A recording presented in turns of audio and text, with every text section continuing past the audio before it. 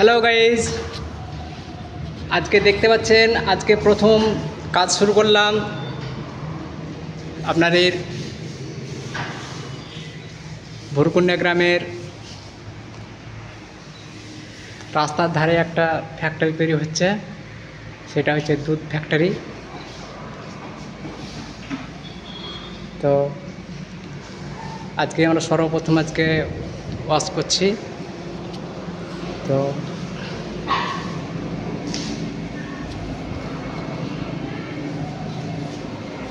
মোটামুটি কালকে ভিতরটা ওয়াশ হয়ে যাবে আশা করি। আমাদের এদিকে কাজ করছে আমাদের নয়ন শেখ। তো যাই হোক, ভালো লাগছে। এটা হচ্ছে দুধ ফ্যাক্টরি। দুধ ফ্যাক্টরিতে কাজটা করছি। এটা হচ্ছে ট্যাঙ্কি দুধের। এটা একটা বিশাল বড় কাজ।